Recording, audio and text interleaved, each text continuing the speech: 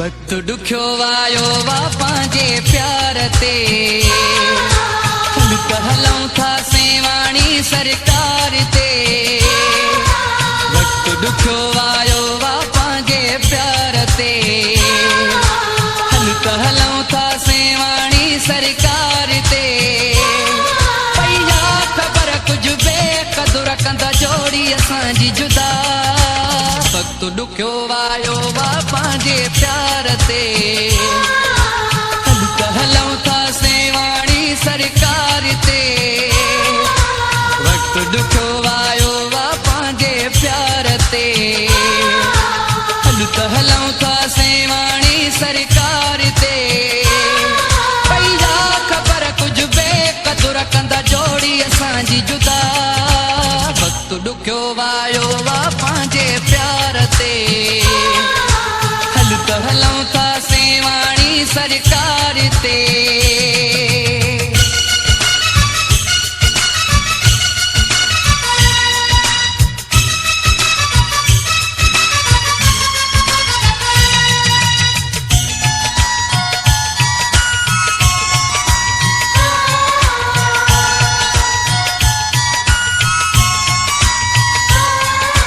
हर पासे का प्यार जा दुश्मन बीठा हिन पिड़ी।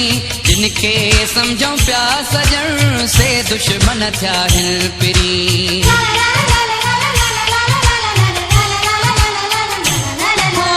हर पासे का प्यार जा दुश्मन बीठा हिन पिड़ी। जिनके समझो प्या सजन से दुश्मन थया हिन पिड़ी। कब आवडो को न कर हर दर्द तू कर दर गुजर। पैया खबर कुछ बेकदुर कंदा जोड़ी असांजी जुदा। वक्त दुखियो आयो वा पांजे प्यार ते हलूं था सेवाणी सरकार ते। वक्त दुखियो आयो वा पांजे प्यार ते हलूं था सेवाणी सरकार ते। पैया खबर कुछ बेकदुर कंदा जोड़ी असांजी जुदा। वक्त दुखियो आयो वा पांजे प्यार ते हलूं था सेवाणी सरकार ते।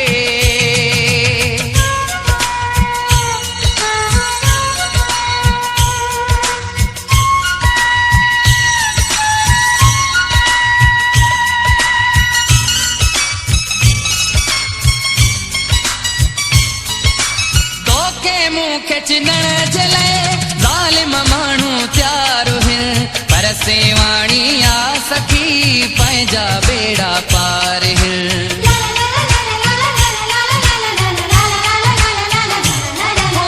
तोखे मूंखे चिनण जले ज़ालिम माण्हू त्यारो हिन। पर सेवाणी आ सखी पंहिंजा बेड़ा पार हिन। सारी दुनिया हुते हर का दुआ अगे थी हुते। पैया खबर कुछ बेकदुर कंदा जोड़ी असांजी जुदा। वक्त दुखियो आयो वा पांजे प्यार ते हलूं था सेवाणी सरकार ते। वक्त दुखियो आयो वा पांजे प्यार ते हलूं था सेवाणी सरकार ते। पैया खबर कुछ बेकदुर कंदा जोड़ी असांजी जुदा। वक्त दुखियो आयो वा पांजे प्यार ते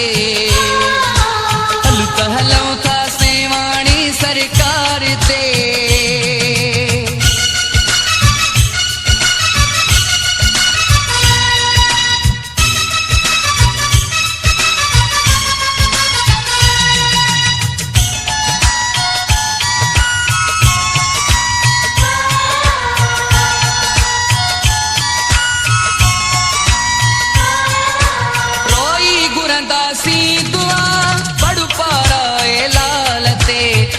आहे मुमताज खे तर सुकंदो पंहिंजे हाल ते।